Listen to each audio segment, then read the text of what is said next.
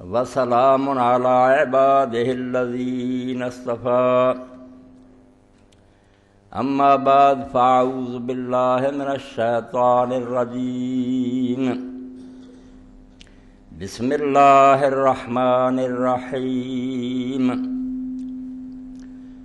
لا تجد قوما یؤمنون باللہ والیوم الآخر یوادون من حاد اللہ ورسولہ ولو كانوا آباءهم أو أبناءهم أو إخوانهم أو عشيرتهم أولئك كتب في قلوبهم الإيمان وأيدهم بروح منه ويدخلهم جنات تجري من تحتها الأنهار خالدين فيها رضي الله عنهم ورضوا عنه أولئك حزب الله الا ان حزب اللہ هم المفلحون۔ سامعین کرام، خطبے کا آغاز میں نے سورہ المجادلہ کی آخری آیت سے کیا۔ اس کے بارے میں کچھ عرض کرنے سے پہلے تمہیداً کچھ عرض کرنا، بات یہ ہے کہ پچھلا جمعہ میں نے یہ اعلان کیا اور یہی ارادہ تھا کہ حضرت امام حسین رضی اللہ عنہ کا واقعہ جو ہے اس کو سمیٹ دیا جائے، مگر اس بارے میں کچھ دانشوروں نے چیزیں پوچھیں کہ ساری بات ہم نے سنی، مگر یہ بات سامنے نہیں آئی کہ حضرت امام حسین رضی اللہ عنہ اگر حالات سازگار ہوتے، کوفہ میں پہنچ جاتے اور لوگ ان کا ساتھ دیتے تو وہ کرنا کیا چاہتے تھے، ان کے پیش نظر کیا تھا، مقصد کیا تھا۔ میں نے ان کی بات جو ہے اس کو مانا کہ واقعی ہر بات تو یہی تھی کام کی جو بیان ہی نہیں ہوئی، باقی ساری چیزیں تو آئیں، مگر امام علیہ السلام کے پیش نظر کیا تھا۔ اگر لوگ ان کا ساتھ دیتے اور کوئی رکاوٹ نہ ہوتی، ابن زیاد چالاکی سے کوفہ پر قبضہ نہ کر لیتا، اور کوفہ کے لوگ جیسے انہوں نے لکھا تھا وہ قابل اعتماد لوگ تھے، یہ جھوٹ بولتے ہیں لوگ کہ وہ بے ایمان تھے، وہ صحابی سے حضرت سلیمان بن سرد رضی اللہ عنہ انہوں نے بلایا تھا، وہ بہت نیک لوگ تھے، اور بعد میں اٹھے انہوں نے اپنی جانیں قربان کی آپ کا بدلہ لینے کے لیے، صالحین اور بالکل اولیاء اللہ تھے وہ لوگ، مگر حالات اس طرح ہو گیا کہ ابن زیاد دھوکے سے آیا، لباس بدل کر امام حسین بن کر شہر میں داخل، قابو پا لیا، کرفیو لگا دیا، لوگ بے بس ہو گئے۔ تو سوال یہ ہے کہ اگر امام پہنچے وہاں اور لوگ ساتھ دیتے تو پھر کیا کر، کیا ان کے سامنے تھا، تو اس بارے میں کچھ بیان کرنا ہے۔ حالانکہ آج کا خطبہ اصل میں میرے پیش نظر یہ تھا کہ اس کتاب پر تبصرہ کرنا، یہ اتنی ظالمانہ کتاب جماعت الدعوہ نے شائع کی ہے کہ اسلام کو بم سے اڑا دیا ہے، ان کا جہاد سارا غرق اور تباہ ہو گیا، طاغوت کے تعاون سے جہاد، فتویٰ لیا کہ طاغوت اور کفار جو ہے ان کے ساتھ مل کر جہاد کرنا چاہیے، دین کی جڑ کاٹ دیا، جہاد اور کفار کا ساتھ۔ تو اس پر تبصرہ کرنا تھا، ان کے دلائل پر، کہ اگر یہ بات درست ہے تو پھر اسلام کو آپ سلام کریں، جنازہ نکال دیں، اس کا اسلام نامی کوئی شے نہیں، طاغوت جس کے خلاف حکم ہے کہ اس کا کفر کرو اور اس کو تباہ کرو، تم اس کا تعاون لیتے ہو، فتوے دیتے ہو، جعلی یا جھوٹے حوالے۔ تو اصل میں یہی تھا، مگر باتیں دو درمیان میں آ گئیں، ایک امام حسین رضی اللہ عنہ کا مقصد اور دوسرا 23 مارچ یہ پاکستان کی قرارداد جو پاس ہوئی، یہ بھی کوئی معمولی بات نہیں، لوگ اب اس کو ملیا میٹ کرنا چاہتے ہیں، ساری دنیا کتے کی طرح بھونک رہی ہے کہ دو قومی نظریہ کوئی نہیں تھا، جب ملک بن گیا اب دو قومی نظریہ کیا، ہم ایک ہیں، یہ سرحدیں ختم کرو، ہندو مسلم ایک ہیں، بھائی بھائی ہیں، ایک بہت بڑا فتنہ۔ یہ دینی ذمہ داری ہے کہ میں اس فتنے کا نوٹس لوں، ورنہ ساری محنت جیسے قرآن مجید کہتا ہے وَلَا تَكُونُوا كَالَّتِي نَقَضَتْ غَزْلَهَا مِن بَعْدِ قُوَّةٍ أَنْكَاثًا، کہ اس بڑھیا بیوقوف کی طرح نہ بنو جس نے بڑی محنت سے سود کاٹا اور پھر ایک ایک دھاگا کر کے سارا توڑ دیا۔ پاکستان حاصل کرنے میں اتنی عورتوں کی عزتیں لوٹیں، بچے نیزوں پر لٹکائے گئے، بوڑھے قتل ہوئے، اور پھر ظالم بھائی بن رہا ہے، اور یہی جو آ رہا ہے اس کا باپ تھا پٹیالہ کا راجا جس نے اپنی باقاعدہ آرمی کے ذریعے مسلمانوں کو قتل کرایا۔ عام سکھ نہیں مار سکتے تھے، پٹیالہ کی فوج تھی جو مارتی تھی، اب آ رہے ہیں اور بھائی بن رہے ہیں۔ تو اس بارے میں سوچنا کہ ہم سارے کیے کرائے کو غارت کر دیں، پاکستان کا وجود ختم کر دیں، اور وہی بات جو کانگریس اور اس کے چیلے کہتے تھے کہ تقسیم کی ضرورت نہیں، اس کو درست مان لیں، یہ سیاسی بات نہیں، دین ہے، اور میں اس کے بارے میں ضرور عرض کروں گا، ورنہ اگر یہ بات ہمارے ذہنوں سے نکل گئی تو قرآن مجید ختم ہو جائے، بالکل بھائی بن گئے، آپ کافر ہوں گے تو اسلام کہاں؟ ایک ہی دل اللہ نے عطا کیا، دو دل نہیں، کافر اور مومن کی محبت جو ہے جمع دین ہے، ایسے ہے جیسے رات اور دن کا اکٹھے ہونا. جیسے وہ نہیں نہ ہو سکتے کہ وہاں روشنی بھی اور اندھیرا. کافروں کے دوستی یہ کتاب مجید میرے پاس، اگر اس کو آپ جٹلا دیں تو آپ کی مرضی. دہائی دے رہا کہ کافروں سے دوستی کرنے والے خود کافر ہیں. ایک ہونے کا سوال پیدا ہوتا، اللہ کے رسول کے دشمن، اس کی مخالفت کرنے والے ہمارے دوست کیسے ہو سکتے ہیں؟ گلے میں بازو ڈالنے سے، بائیں ڈالنے سے ایک ہو جاتے ہیں. توبہ کرو، اللہ سے ڈرو. تو پہلے حضرت امام حسین رضی کا واقعہ 2-3 حوالے سر. امام چاہتے کیا تھا، ان کے پیش نظر کیا تھا؟ تو پہلے تو ان لوگوں کا خط ہے جنہوں نے امام حسین رضی کو بلایا. اب ان کے نام لکھ لیں اور ان لوگوں سے پوچھیں کہ بلایا تھا ارے غیروں نے. جیسے امام بھی بیوقوف صاحب معاذ اللہ، جس کو پتہ ہی نہیں تھا کہ میں اپنے والد کے ساتھ کوفہ میں رہوں، یہ کیسے آدمی؟ بدنام نہ کرو. یہ سب شہید ہوئے. اور امام ابن کثیر نے اپنی کتاب البدایہ میں ان لوگوں کی شہادت کے واقعات تفصیل سے لکھی. کس طرح جانے انہوں نے بعد میں بدلہ لینے کے لیے ان کو بدنام کرتے ہو. کوئی غدار نہیں تھا. تو خط کیا تھا ان کا؟ خط لکھا بسم اللہ الرحمن الرحیم. یہ 261 صفحہ اور یہ جلد 4. امام طبری رحمۃ اللہ نے سارا لکھا. لحسین ابن علی من سلیمان ابن سرد والمسیب بن نجبہ ورفاع بن شداد وحبیب بن مظاہر وشیعت من المؤمنین والمسلمین من الکوفہ سلام علیکم فإنا نحمد إليك اللہ الذی لا الہ الا ہو. نام لکھے اور یہ پہلا نام ہی یاد رکھیں، بس یہی کافی. یہاں سے پکڑ لیا کرو، ان کو حیا کرو. صحابہ کے عاشق کو سلیمان بن سرد کون تھا جن کا دفاع کرتے ہو اس کے مقابلے پاؤں کی خاک نہیں. صحیح بخاری میں اس کی اتنی حدیث، اس کو کہتے ہو جھوٹا تھا. امام حسین کو اس نے بلایا، پھر گیا. شرم کرو. تو لکھا کہ ہم اللہ کی حمد کرتے ہیں. اما بعد فالحمدللہ الذی قسم عدوک الجبار العنید. فرمایا ہم اللہ کا شکر ادا کرتے ہیں کہ حسین، اللہ نے تیرے اس جبار اور دشمن کی کمر توڑ دی. امیر معاویہ کی بات کہ ہمیں خوشی ہوئی ہے کہ وہ مر گیا. وہ دشمن تھا اور تمہارے ساتھ سختیاں کرتا تھا، رنید تھا. الذی انتظار حاضر امہ. بالکل صحیح لکھا کہ کسی امت نے اس کو نہیں چنا. ایک دن بھی اس نے اپنے آپ کو پیش نہیں کیا کہ امت مجھے چنے. پہلے علی خلیفہ ہوا، بغاوت کر دی، صوبے کے گورنر نے جنگ لڑی، دیکھا کہ ہار رہے ہیں، قرآن مجید کھڑے کر دی. قرآن پر فیصلہ، قرآن پر فیصلہ.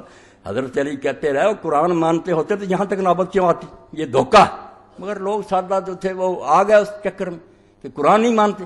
2 سالس مقرر ہوئے، ساری دنیا جانتی ہے کس طرح امیر معاویہ کے سالس نے سری دھوکہ کیا. ابن کثیر فرماتے ہیں خدا اور کیا اس سے زیادہ بے ایمانی بھی ہو سکتی ہے کہ بات کوئی طے کی، مدینہ میں آ کر دھوکہ کر دیا. کری معذور ہے معاویہ خلیفہ، بغیر اس کے کہ کبھی امیر معاویہ نے سوچا بھی وہ میں خلیفہ بنوں گا، نہیں، خواہ مخواہ اعلان کر دیا. نہ اس کا دعویٰ، وہ خون کا مطالبہ کرتا.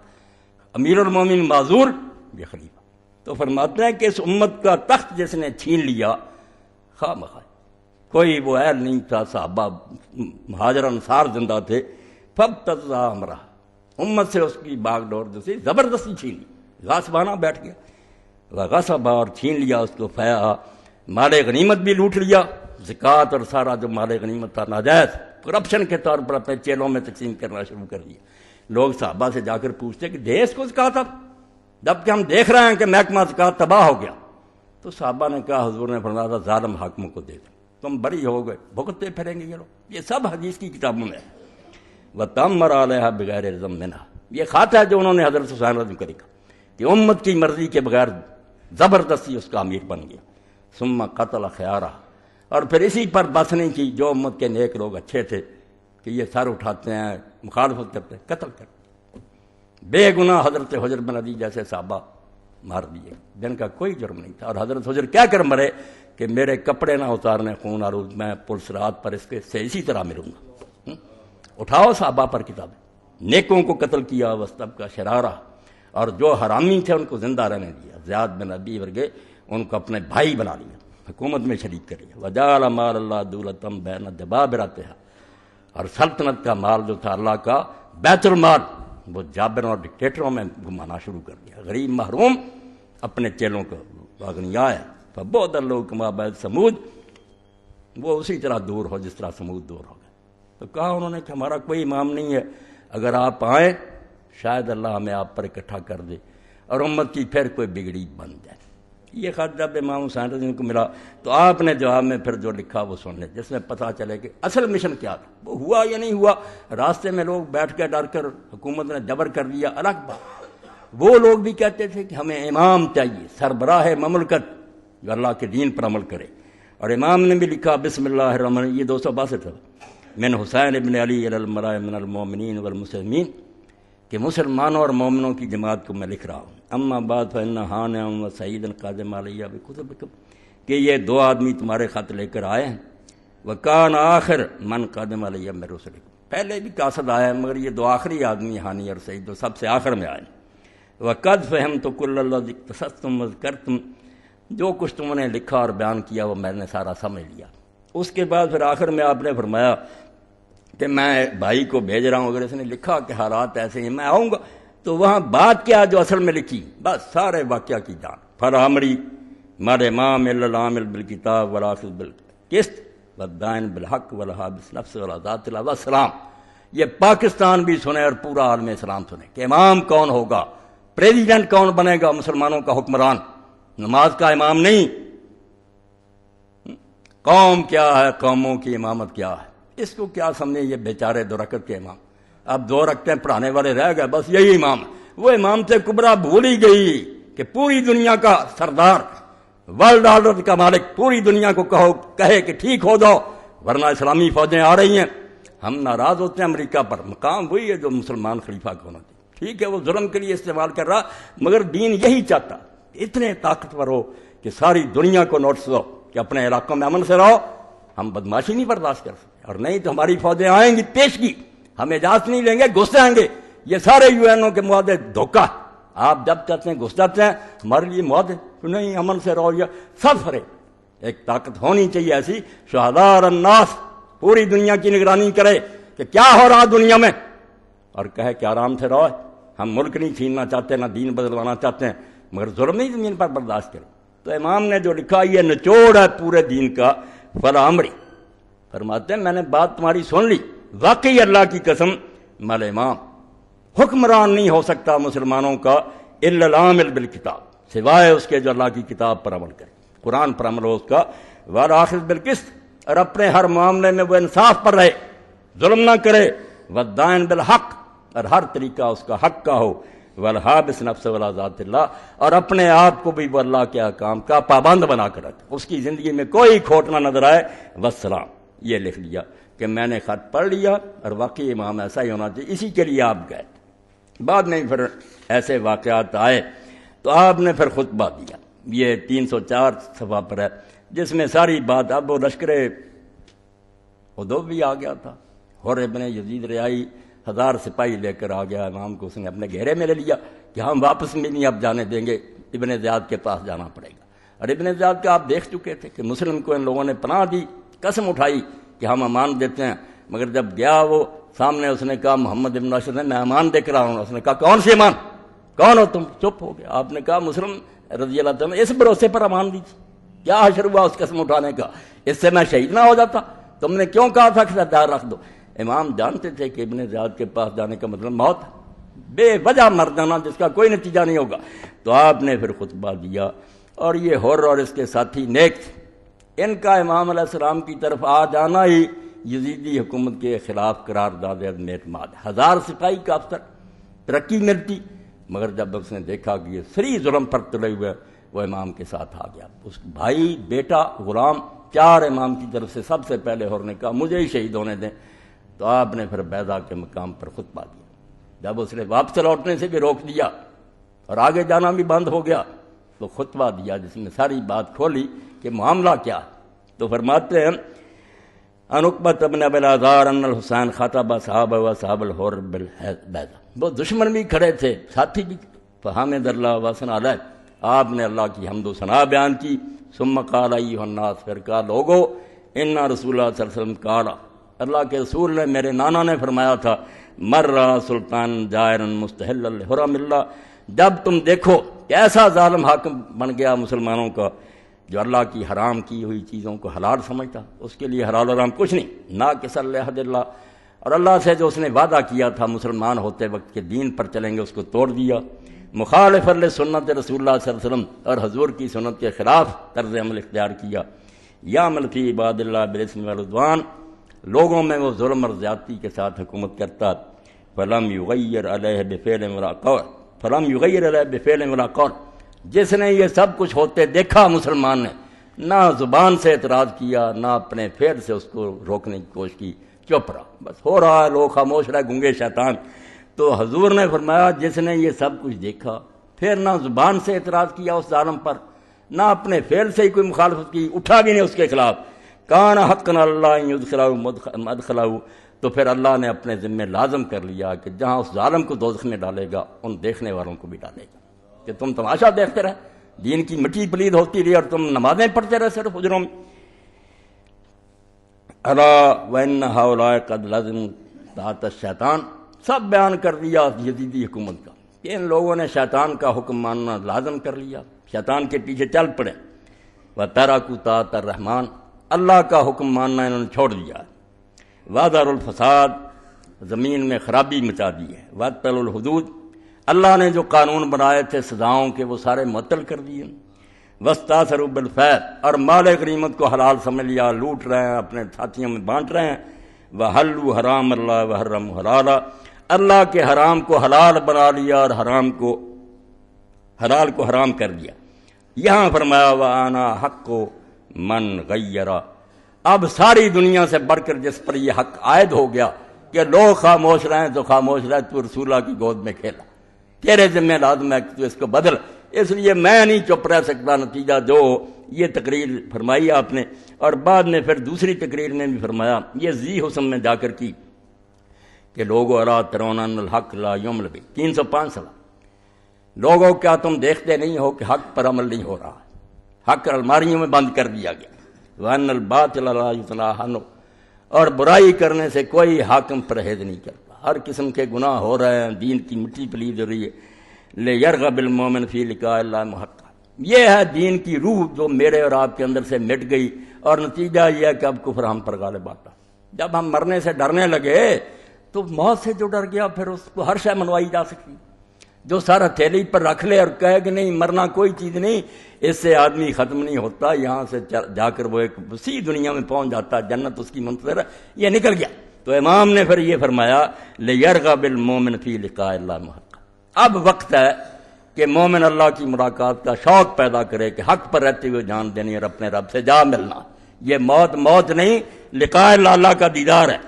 فَإِنِّي لَا أَرَى الْمَوْتَ إِلَّا شَهَادَةً وَلَا الْحَيَاةَ مَعَ الظَّالِمِينَ برما، خلاصہ نکلا ساری تحریک کہ میں موت کو، شہادتی کو افضل موت سمجھتا ہوں اور ظالموں کے ساتھ زندگی گزارنے کو لعنت سمجھتا ہوں، اس جینے سے 1000 درجہ بہتر ہے کہ آدمی شہادت کی موت قبول کرے۔ یہ مختصراً میں نے 3-4 حوالے پڑھ دیے کہ امام چاہتے تھے کہ چلو کوفہ میں بھی اگر اللہ کے بندے یہ آ جائیں تو اس میں جیسے ابن زبیر نے مکہ مدینہ نے، یہاں اسلامی حکومت قائم ہو جائے، چھوٹے سے علاقے میں اللہ کے کام پر عمل ہو، مگر وہ وقت نہیں آنے دیا۔ اب دوسری بات، مسلمانوں کا کیا حال ہوا، پاکستان بنانے کے بعد نتیجہ کیا نکلا، یہ میرے پاس ہے، کل سارے پاکستان میں اور یہاں فیصل آباد میں عیسائیوں نے تقسیم کیا، دلیری سے، جرأت سے، 23 مارچ تحریک پاکستان آئیں، نئی صبح کا آغاز کریں، اپنے پیارے وطن کی ترقی کے لیے دعا گو۔ آگے کیا سارا کہ اگر تم چاہتے ہو نجات اور اپنی مشکلوں کا حل تو خداوند یسوع مسیح جو اللہ نے اپنا بیٹا بھیجا تھا اور اس نے ہمارے لیے جان دی، صلیب پر ایمان لے آؤ۔ آپ کہتے ہیں سارے آ جاؤ، عیسائی ہو جاؤ، اور خداوند یسوع، یہ 3 صفحے اس پر مسلمانوں کا اعلانیہ دعوت کہ چھوڑو دین، کیا ہے تمہارے نبی کے پاس اور تمہارے دین میں، خداوند یسوع مسیح کو مانو جو اللہ کا بیٹا ہے، جس کے پاس نجات ہے۔ میں نے خلاصہ اس کا بیان کر دیا۔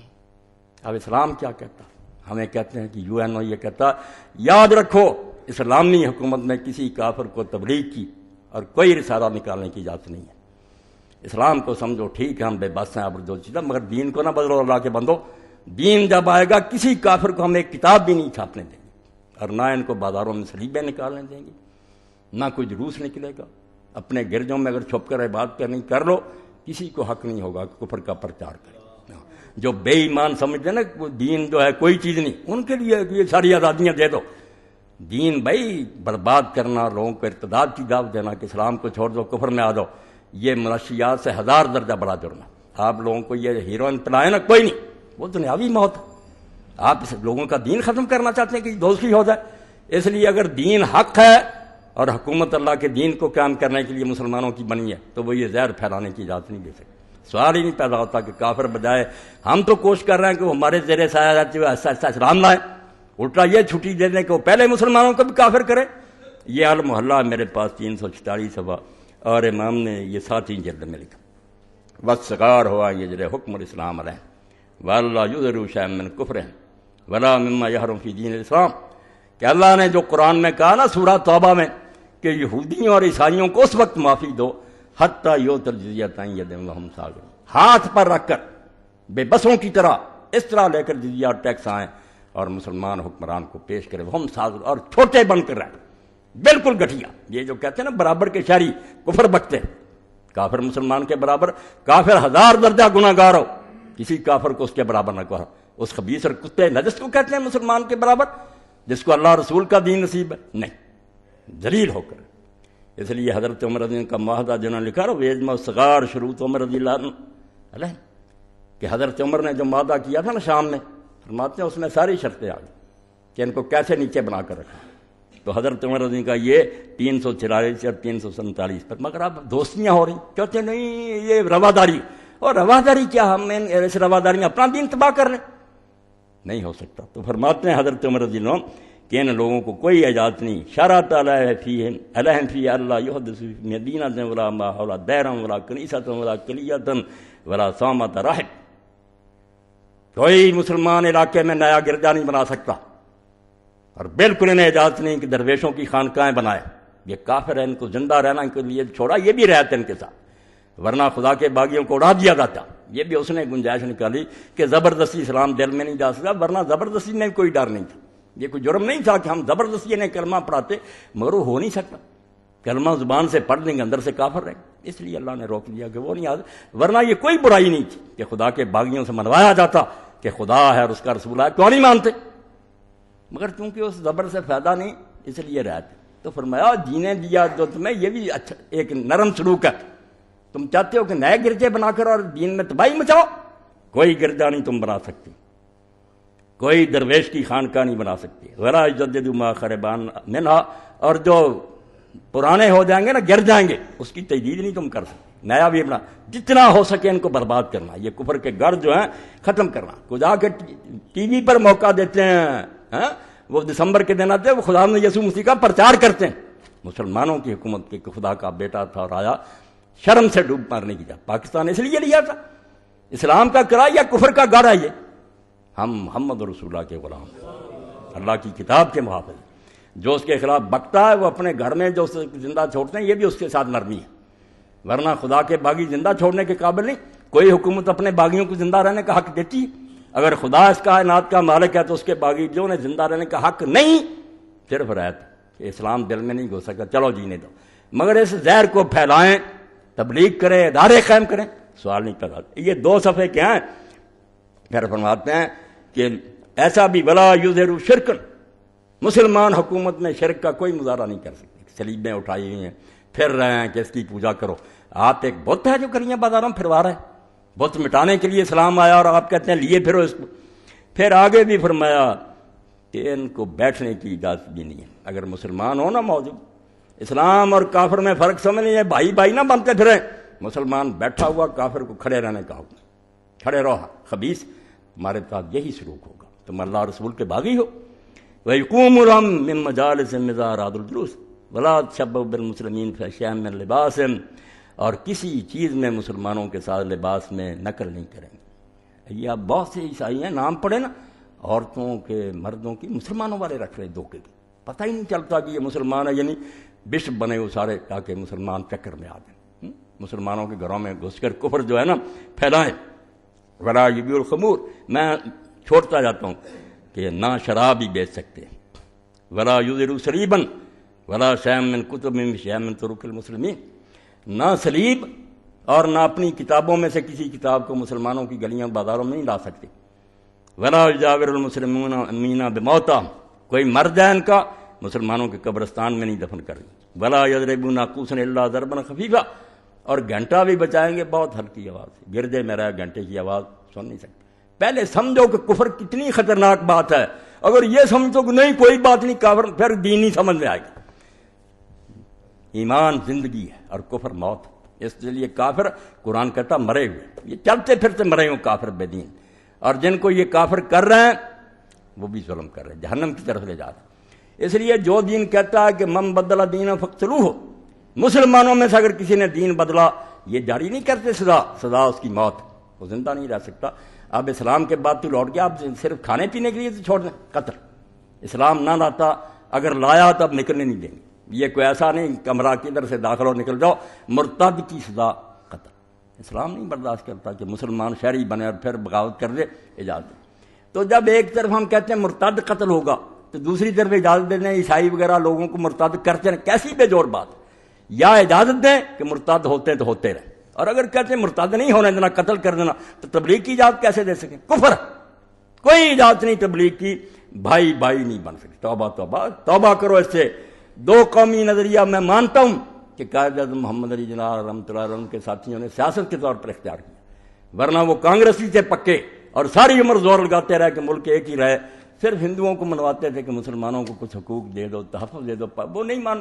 آخر میں نہرو رپورٹ نے سارا پول کھول دیا، قائد اعظم ان سے مایوس ہو گئے، چھوڑ دیا، پھر ادھر آ گئے کہ علیحدہ ملک۔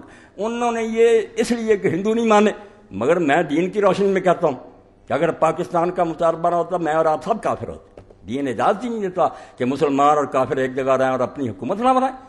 سن لو مسئلہ، ہمارے لیے پاکستان کا مطالبہ کوئی چال نہیں کہ حقوق مانگتے تھے ہم صرف، یہ دین کہتا کہ اپنی تمہاری آزاد حکومت ہونی چاہیے، آزاد ہوگی تو وہاں شریعت دلا سکو، کافر چلانے دیں گے اپنے ملک میں۔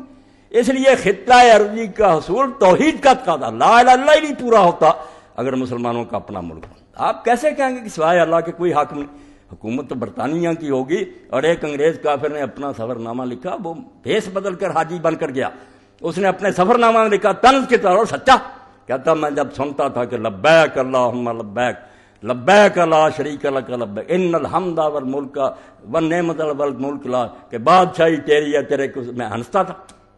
بادشاہی تو ہندوستان میں ملکہ وکٹوریہ کی، تم غلام ہو، جو حکم دیتے تمہارا قرآن اندر بند رہتا، اس پر چلنا پڑتا۔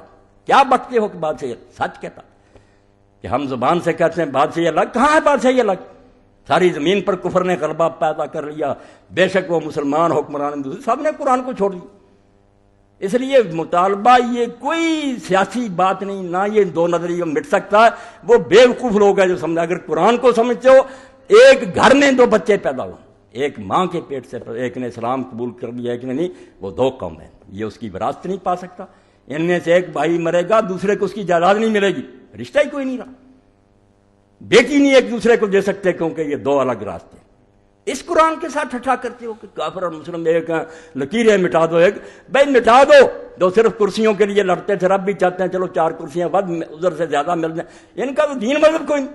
ہم قرآن کی روشنی میں سمجھتے ہیں کہ اگر پاکستان نہ رہا اور باقی مسلمان ممالک بھی آزاد نہ رہے تو دین پر کبھی عمل نہیں ہو سکتا۔ اب یہ نہیں کرتے تو چلو بدقسمتی ہے، موقع تو ہے نا، کبھی ہمیں عقل آ جائے ہم آزاد چلا سکتے۔ اگر غلبہ کفار کا ہوگا کہاں اسلام چلے گا؟ اس لیے یہ کوئی نہ سیاسی بات ہے نہ کوئی دین کا مطالبہ ہے۔ اور اس بارے میں سید ابو العالم مودودی رحمۃ اللہ علیہ نے اس وقت جو کتابیں لکھی، یہ ناشکری کریں لوگ، بے شک مسلم لیگ کے پاس کوئی نظریہ نہیں ہے، کوئی دلیل نہیں تھی کہ ہندوؤں سے الگ کیوں، سیٹوں کا مسئلہ نہ انگریز کو سمجھ میں آتا، کیا کہتا یار اتنی قومیں پہلے بھی رہتی ایک ملک میں رہو، سیٹیں لے لینا۔ نہیں، مولانا نے لکھا کہ نا یہ تو توحید کا معاملہ۔ اور حسین احمد مدنی رحمۃ اللہ علیہ کے رد میں جو کتاب لکھی جس کو آج تک دیوبندیوں نے معاف نہیں کیا، کہ شیخ الحدیث کا رد مولانا مودودی نے لکھا۔ اور مولانا نے بھی باتیں میں کہا اگر میں اپنے آپ کو دیکھوں میں ایک بچہ ہوں، پڑھا ہوا نہیں ہوں، وہ شیخ الحدیث ہے مدینہ میں، مگر کیا کروں، کفر پھیل رہا کہ کافر اور مسلم ایک قوم ہے اور قومیں وطن سے بنتی ہیں، کوئی بات ہے کرنے کی؟ وطن ایک ہی تھا مکہ، مگر ابو لہب اور محمد رسول اللہ پھر ایک قوم نہیں ہے۔ وہ چچا تھا نہیں بھائی، اخدائے قومیت مسلم کشود از وطنا قائمہ ہجرت نمود، کہتا ہے ہجرت سمجھی تم نے؟ مکے سے زیادہ کوئی پیاری جگہ تھی؟ اللہ کا گھر تھا، مگر جب ٹائی پڑ گئی کہ یا دین بچاؤ یا مکہ رکھو، حضور نے فرمایا مکہ چھوڑ دینا، دین نہیں چھوڑ۔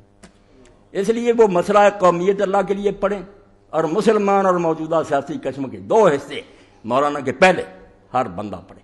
ان دنوں میں اللہ کے لیے اس کو لے کر پھیلا دو، ورنہ یہ بیڑا غرق ہو رہا۔ پاکستان کے وجود کی نفی کر رہے ہیں کہ ضرورت ہی کوئی نہیں، دیواریں برن لگے، اور دیواریں برن کیا، وہ دونوں عیسائی تھے، دنیاوی لڑائی سے انہوں نے تقسیم کر لی۔ ہمارا معاملہ وہ ہے نہیں، ہم کافر اور مومن ہیں، ہم دونوں میں اتنا فرق ہے زمین و آسمان کا۔ ہم کس طرح ہمیں تم ایک کرتے۔ اب میں نے یہ آج جو پڑھی سورہ المجادلہ، سن لے اللہ کا کیا تھا، بھائی بننے والے کافر ہو چکے ہیں۔ لا تجد قوما یؤمنون باللہ والیوم الآخر یوادون من حاد اللہ ورسولہ۔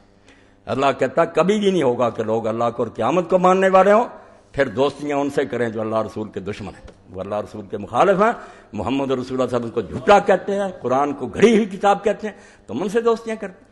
اور کئی لوگ سادہ اور بیوقوف کہتے ہیں اجمیر شریف گئے جی وہاں ہندو بھی آتے ہیں، مگر بیوقوف اور نادانوں، اجمیر شریف والے کا جو اصل مرشد تھا محمد رسول اللہ اس کے دشمن ہیں۔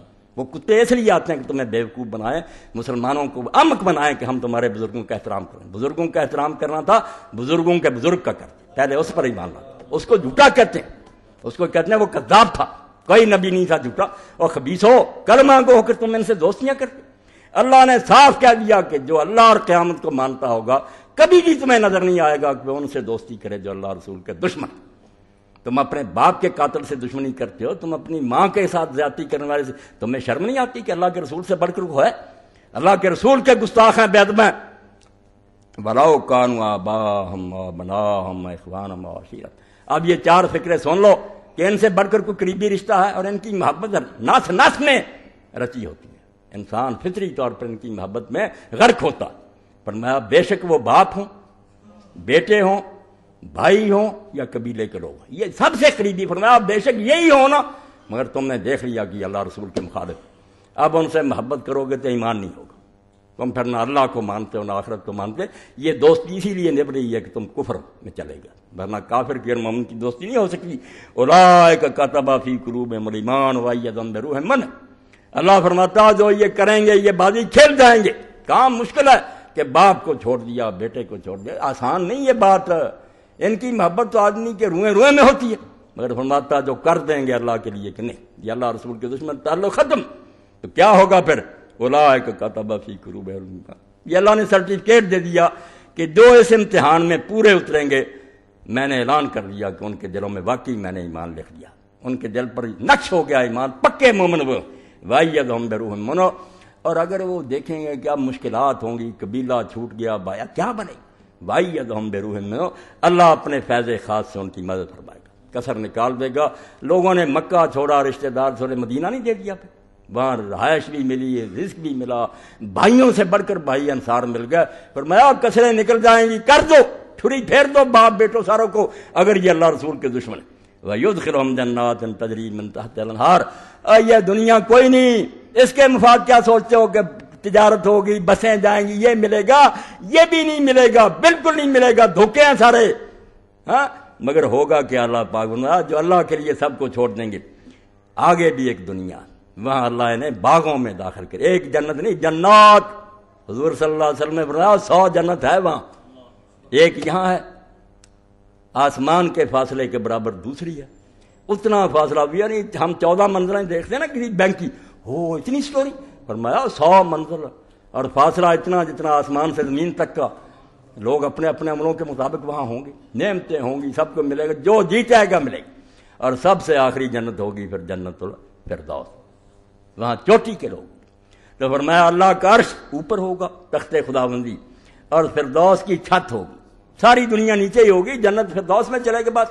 وہ چھت جو ہے نا اس کا نام ہے الوسیلہ، الوسیلہ اس مقام کا نام اللہ نے رکھا، اور رسول کریم علیہ السلام نے فرمایا وہ صرف ایک شخص کو ملے گا۔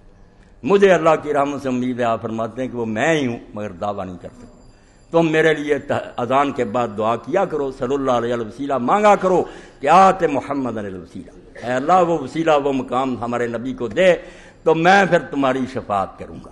اب دیکھیں کہ ساری دنیا نیچے ہے، نبی ولی اوپر اللہ، اور پھر بات وہ بن گئی جو پڑھتے ہیں لوگ قصہ مختصر کرنے کے لیے کہ بعد از خدا بزرگ تو ہی قصہ، یعنی مظاہرہ ہی ہو جائے گا کہ اب سب نیچے ہیں، آپ سب سے اوپر ہیں، اوپر صرف اللہ۔ تو فرماتا اللہ پاک، اور یہ جو بھائیوں بہنوں سب کو جواب دے دیں گے کہ یہ خدا کے دین کے دشمن ہیں، ہماری کوئی دوستی۔ میں پھر انہیں باغوں میں داخل کروں گا جن کے نیچے نہریں بہتی، کبھی خشک سالی نہیں آئے گی، درخت سوکھیں گے نہیں، خالدین فیہا، اور یہ بھی نہیں ہوگا کہ یہ وہاں مر جائیں تو پھر مزہ کرکرا ہو جائے یا نکال دیے جائیں، نہیں، خالدین فیہا، ان باغوں میں پھر ہمیشہ ہمیشہ رہیں گے۔ انعام اللہ بتا رہا ہے، رضی اللہ عنہم ورضوا عنہ۔ تو یہ صحابہ کرام کے لیے نہیں، سب کے لیے فرما رہا ہے، جو یہ کر دیں گے اللہ ان سے راضی ہو جائے گا، وہ اللہ سے راضی ہو جائے گا۔ اس سے بڑا انعام کوئی نہیں۔ کیوں اللہ کیوں راضی ہو جائے گا؟ بھائی جو مطالبے میرے تھے، جو میں چاہتا تھا کہ یہ کام کر کے دکھاؤ، تم نے کر دیا، شاباش، میں خوش ہو گیا کہ تم نے میری مرضی کے کام دنیا میں کر دیے سارے۔ خوش ہونا نہیں، سرٹیفکیٹ دیجیے، میں خوش ہو گیا۔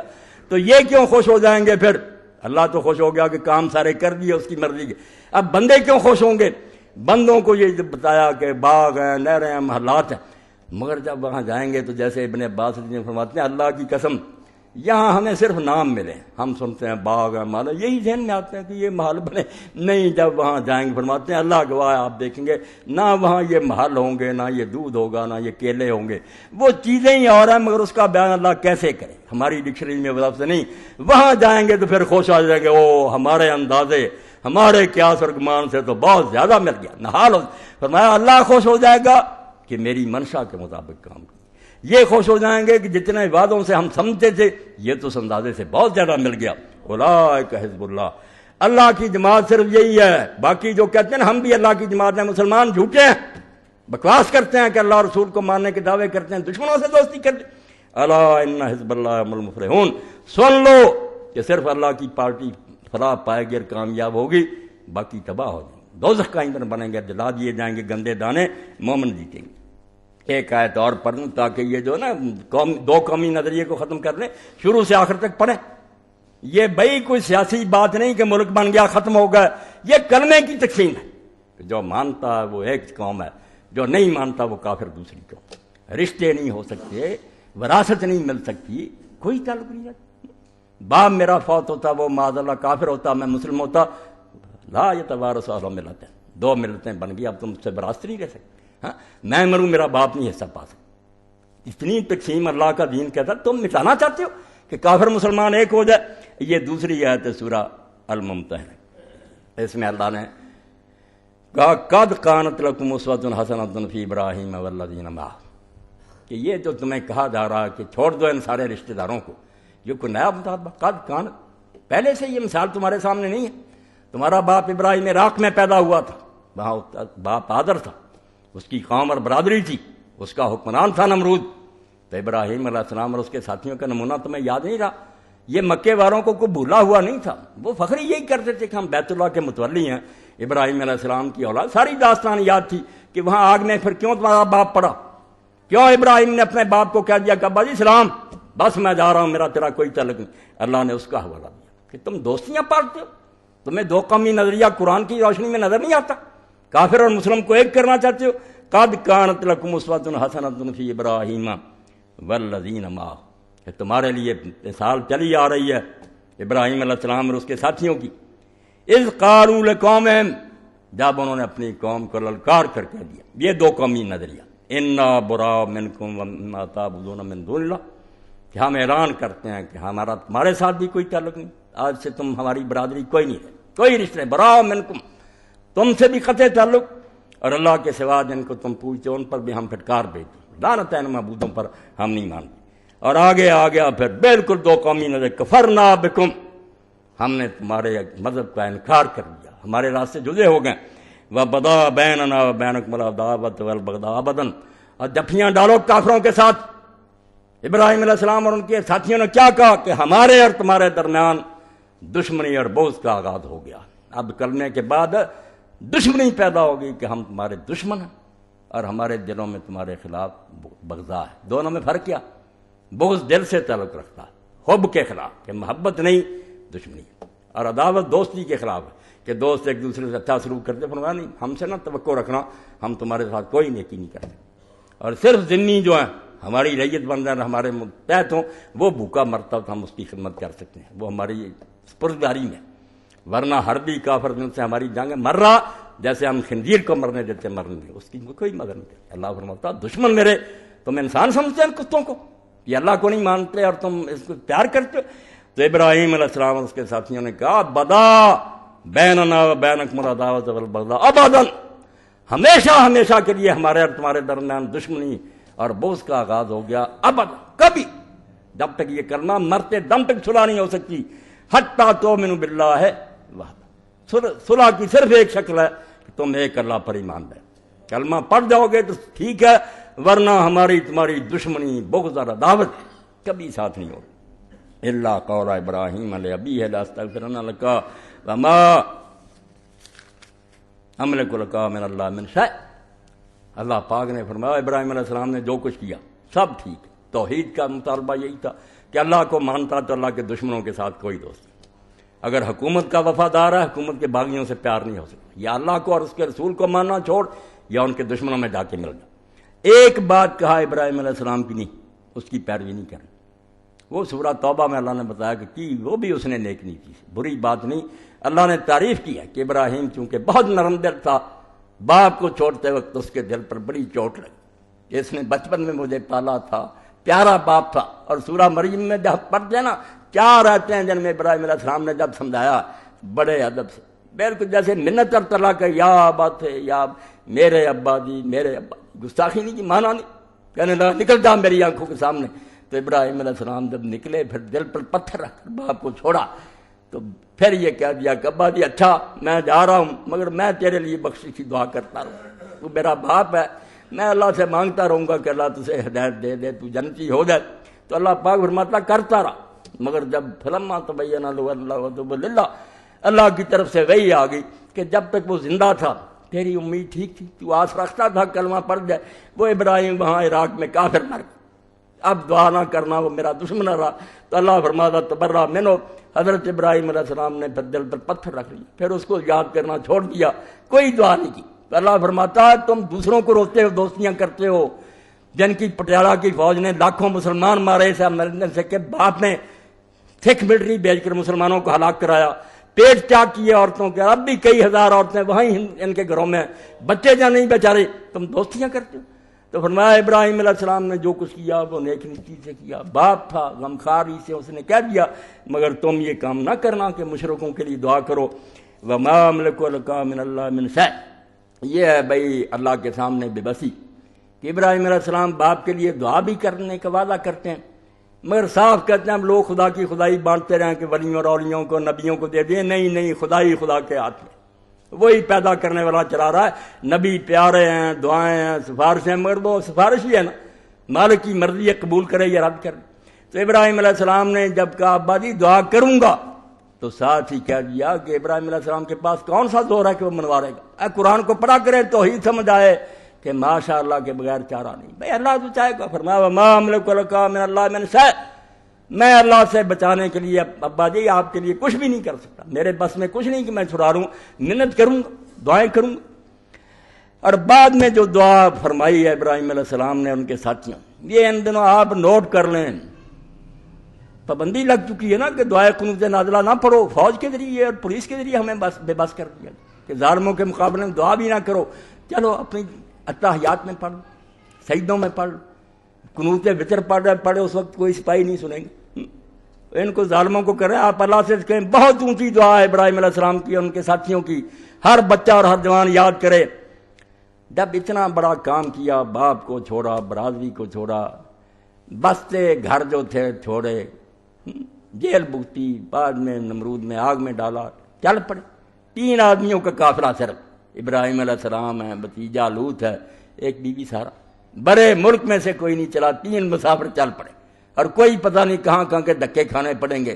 تو اس وقت جو دعا کی یہ سب لوگوں کو ہر وقت کرنی چاہیے، ہر مشکل کا حل ہے، ربنا علیک توکلنا، اللہ ہم نے یہ قدم اٹھا دیا مگر ہم سمجھتے ہیں کہ یہ کوئی آسان بازی نہیں، یہ کھیل نہیں ہے، مشکلات آئیں گی، پریشانیاں آئیں گی، خدا جانے دوسرے ملکوں میں ہمارے ساتھ کیا ہو، ربنا علیک توکلنا، یہ سہارا ہے مومن کا جس کی وجہ سے یہ جرأت کرتا ہے کہ ہمارے رب ہم نے تیرے اوپر بھروسہ کیا، سارا کام اپنے تیرے حوالے کر دیا، اب تو بہتر جانتا کہ ہمارے ساتھ کیسے کرنا ہے، ہم نے سارا کام جو سپردم بتو مایا خیشرا، تو دانی حساب کم و بیشرا، تھوڑے بہت کا حساب جانتا ہے تو، ہم نے تیرے سپرد اپنا کام کر دیا۔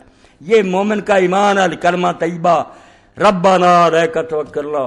ہم جو بائی کاٹ کر کے چل پڑے اور ان سے دشمنی مول لے لی، ہمارا بھروسہ تجھی پر، تیرے سوا کوئی سہارا نہیں، وَإِلَيْكَ نَبْنَا، اور ہمارے دلوں کا دھیان بھی ہر وقت تیری طرف ہے۔ انابت لکل عبد منیب، اللہ کہتا جنت میں کون جائیں گے؟ میں اب قلب منیب دیکھوں گا کہ ان کے دل کی سوئی گھوم کر آتی تھی میری طرف، یہ نہیں اگر ادھر ادھر بھاگے پھرتے درباروں میں چلو فلاں حکمران کو راضی کرو، یہ تدبیریں کر لو، تو یہ منیب نہیں۔ منیب کون ہے؟ جدھر کو مرضی سوئی کو گھماؤ مقناطیس کی طرح گھوم کر اللہ کی طرف آتے۔ فرمایا انہوں نے کیا کہا کہ اللہ ہم نے تجھ پر بھروسہ کیا، وَإِلَيْكَ نَبْنَا، اور ہر وقت ہماری توجہ اور دھیان تیری طرف ہے، وَإِلَيْكَ الْمَصِيرُ، اور ہم یہ ساری مشکلیں کیوں سہ رہے ہیں؟ کیونکہ ہمیں یقین ہے کہ دنیا صرف یہی نہیں ہے کہ ہار جائیں گے، یہ ہو جائے گا، جیلوں میں چلے جائیں گے، پنجروں میں بند ہو جائیں گے، الیک المصیر، ہمیں یقین ہے کہ یہاں سے لوٹ کر ایک دن تیرے پاس جانا، ہم جنت پر ایمان رکھتے ہیں، اس لیے یہ مشکلیں کوئی نہیں، یہ سب سہ جائیں گے ہم۔ یہ 4 دن کی بات ہے، آخر میں ابدی کامیابی ہے۔ ربنا لا تجعلنا فتنة للذین کفروا، اب تو رب یہ کرنا کہ ان ظالموں کو اتنا موقع نہ دے دینا کہ یہ ہمیں آگ پر لٹا کر تپائے۔ آزمائش کی بھی حد ہوتی ہے، ہم کمزور بندے، ان کافروں کو یہ موقع نہ دے کہ ہم کو یہ نشانہ امراض دے اور ہر وقت بھونتے رہیں۔ فتنہ عربی زبان میں کہتے ہیں آگ پر بھوننا معمولی بات نہیں، آزمائش نہیں سرتا، آزمائش تو اس کی ایک شاخ ہے۔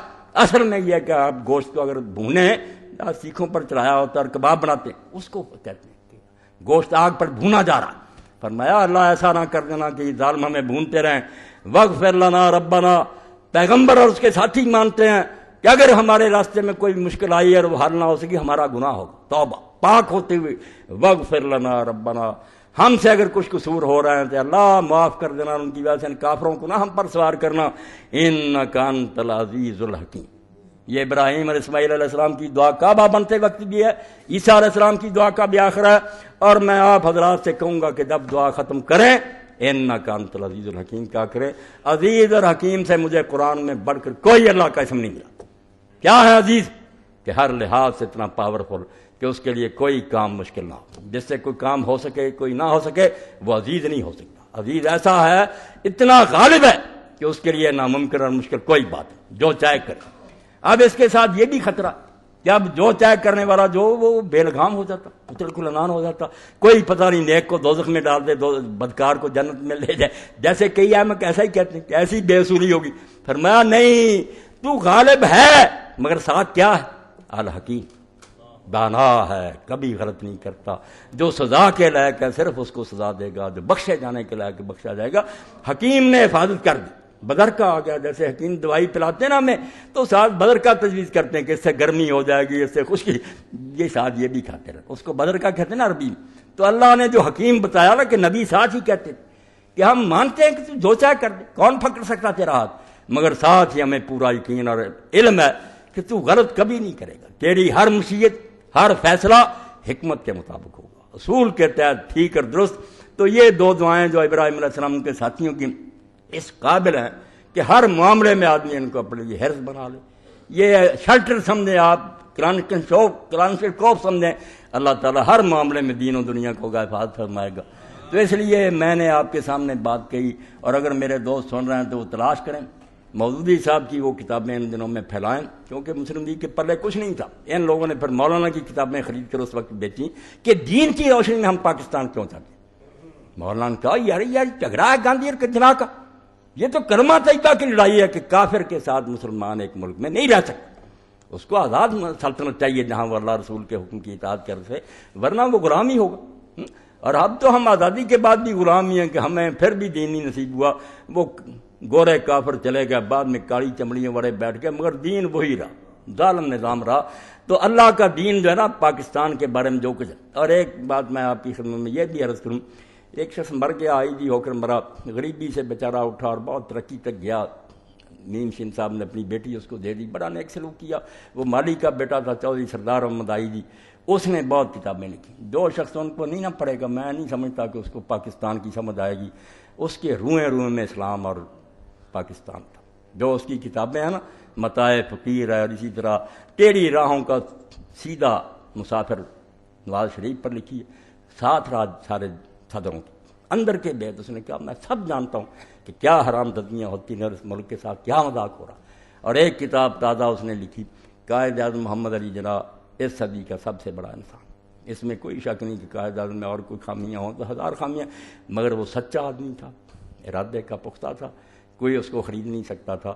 یہ انگریز ہندو سب کافر مان گئے کہ ایسے اٹل حوصلے والا بندہ نہیں دیکھا۔ ہزار جتن کیے، رشوتیں دی، وزیر اعظم بنانے کے لیے گاندھی نے کہا کہ ملک ایک رہنے دے وزیر اعظم، اس نے کہا یار یہ سودا، میں اتنے کروڑ مسلمانوں کو ذبح کر دوں، تم بے ایمان ان کو پھر غلام بنائے رکھو۔ تو یہ ان کی کتابیں بھی آپ لوگوں کو خریدنی چاہیے، پڑھنی چاہیے۔ میں اللہ کے لیے کہتا ہوں کہ یہ نہ سمجھا کریں کہ یہ دنیاوی بات ہے۔ تھانی صاحب رحمۃ اللہ علیہ فرماتے ہیں اگر روز خان کا میں اخبار نہیں پڑھا جاتا آدھا دین تباہ ہو گیا۔ اخبار پڑھو، پتہ چلے کہ دنیا میں ہو کیا رہا، مسلمانوں کے ساتھ دنیا کیا کر رہی ہے، تباہی کے سمے تم حجروں میں بیٹھے ہوئے۔ تو یہ کتابیں پڑھا کریں، مجھ کو سیاسی وغیرہ کوئی نہ کہے۔ دین اگر سیاست سے الگ ہو جائے وہ دین ہی نہیں، کوئی دین نہیں۔ دین وہی ہے جو نظر رکھے کہ دنیا اللہ کے حکم کے مطابق چل رہی ہے یا بغاوت ہو رہی ہے، کیا نتائج رکھیں۔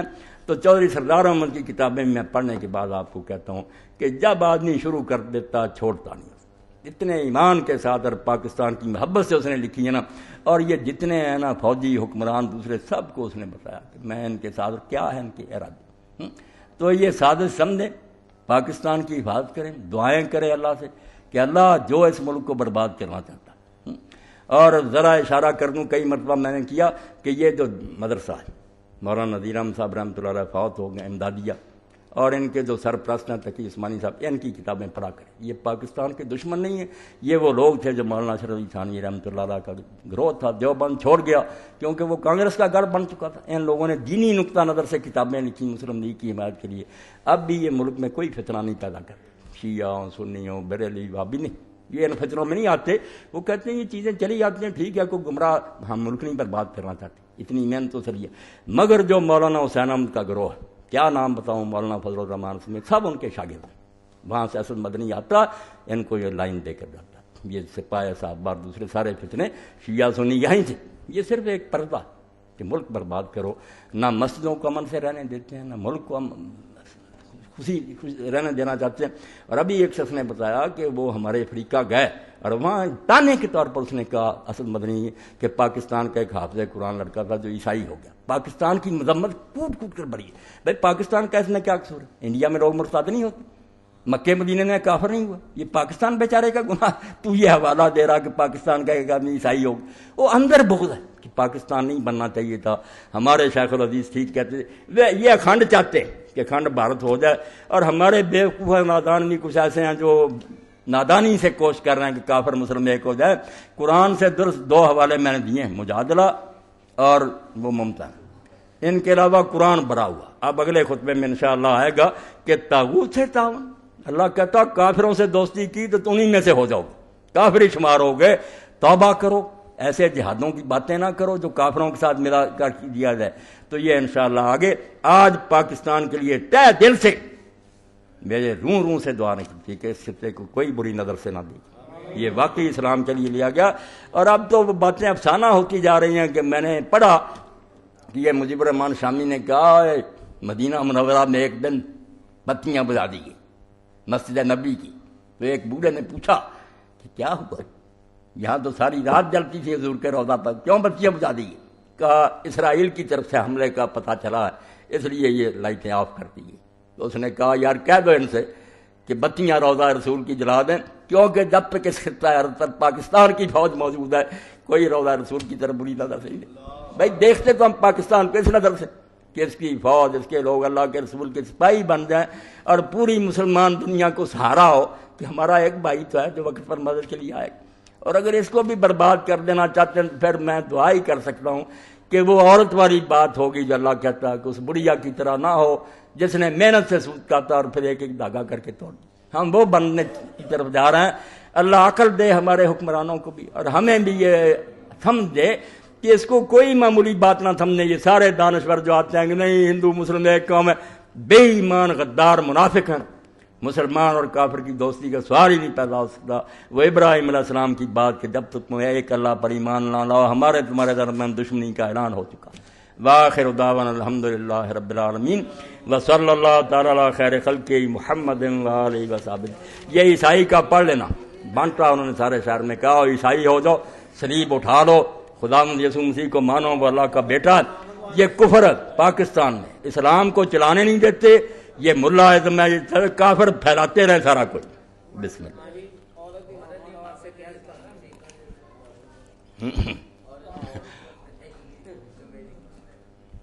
کیا کروں بھائی شریف، مسائل تو ہوتے ہیں بہت، وقت ہوتا ہے تھوڑا۔ الحمدللہ۔ محترم مولانا صاحب، لوگ کرکٹ کا میچ دیکھنے یا انڈیا سیر کے لیے جاتے ہیں، کیا وہ گناہ گار ہیں؟ جواب سے مطلع فرمائیں۔ شیخ شفیق صاحب بیمار ہیں، ان کے لیے دعا کی درخواست۔ شفیق صاحب اپنے ساتھی ہیں، انشاءاللہ ان کے لیے دعا کریں گے، ان کو بھی اللہ دوسرے مریضوں کو بھی شفا دے۔ یہ کرکٹ کے میچ دیکھنا دوسرے، یہ تو سارے بانے، اول تو یہ آپ دیکھیں کہ یہ کرکٹ اور یہ دوسری کھیل ہیں، یہ کون سی کھیل ہیں؟ وقت برباد کرنے کے لیے ان لوگوں نے، کیونکہ زندگی کو تفریح سمجھتے ہیں کہ یہ بیکار ہے، بس ضائع کرو۔ زندگی میرے بھائی گزارنے کی بات نہیں کہ وقت نہیں گزرتا، ہم اس لیے شطرنج کھیلتے ہیں۔ زندگی گزارنے کی چیز، وہ تو گزر رہی ہے تیزی سے۔ ایک ایک لمحہ اس قابل ہے موتی کہ اس سے آپ کام لیں، کوئی دنیا کا لیں، دین کا لیں، وہ عیاشی کے لیے۔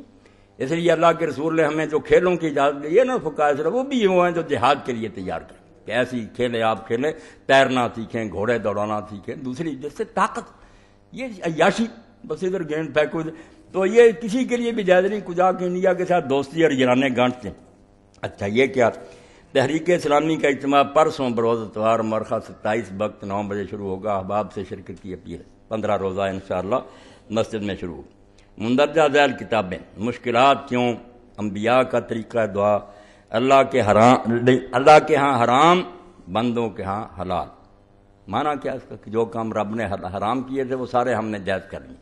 بڑی اچھی کتاب ہے، توجہ دلائی کہ اللہ کیا کہتا ہے، مسلمانوں کیا کرے۔ غم ہو تو ایسا ماں نام ہے، قاری فقیر اللہ صاحب سے حاصل کرے۔ السلام علیکم ورحمۃ اللہ۔ اعلان کر دیں حضرت امام حسین اور یزید معاویہ کے 5 سال کے خطبے، ان کو 2 CDs میں ریکارڈ کر دیا ہے۔ اس کے علاوہ امام کے خطبے، ان کی بھی CD تیار ہے، بہت کم قیمت پر اتنا زیادہ ڈیٹا مل سکتا ہے۔ حکیم امجد اسلام صاحب سے آپ لے سکتے ہیں یہ سارا۔ ہاں، امامت کا کیا تھا؟ وہ شوشہ۔ اب ان کا کہنا کہ وہ جو امامت ہوئی ہے، اخبار میں آپ نے دیکھا نا، وہ آگے بیٹھی ہوئی ہے، پیچھے مرد اور عورتیں ایک ہی سب میں کھڑے ہیں، پڑھ رہے ہیں۔ اور یہ بھی اس کے ساتھ آیا کہ جو سلمان رشدی مرتد ہے، جس نے توہین کی رسول کریم علیہ السلام کی، جس کے قتل کا فتویٰ، اس کی بہن نے اس کو کہا کہ تم یہ شوشہ چھوڑو۔ یہ اس کے کہنے پر اس نے یہ نہ حرام دزی کی کہ وہ امام بن گئی، پیچھے مرد کھڑے۔ اب دیکھیں جس اسلام میں مرد بھی امامت کرائے تو عورتیں جو ہیں مردوں کی صف میں نہیں کھڑی ہو سکتی، پیچھے کھڑی ہوگی، برابر بھی نہیں کھڑی ہو سکتی۔ اور اگر ایسی کوئی قیامت آ جائے کہ صفیں پہلے بندی تھیں، بعد میں کچھ مرد آئے اور ان کو عورتوں کے پیچھے کھڑا ہونا پڑا، ان مردوں کی بھی نماز نہیں ہوگی۔ بے شک امام مرد ہے مگر اب نہیں ہوگا، ہمارے آگے عورت آ گئی۔ اور اللہ کے رسول علیہ السلام نے فرمایا کہ کتا کالا وہ کاٹنے والا بہت ہوتا ہے، اور اس طرح ہی فرمایا یہ گدھا اور عورت بالغ سامنے سے گزر جائے نماز باطل ہو جائے۔ دیکھیں اللہ کا دین یہ کہہ رہا ہے کہ نماز کو قطع کر دیتا ہے بالغ عورت کا گزرنا، گدھے کا گزرنا اور کالے کتے کا گزرنا، آپ اس کو امامت کے لیے آگے کر۔ جو مرد کے پیچھے بھی مردوں کی صف میں نہیں کھڑی ہوتی پیچھے۔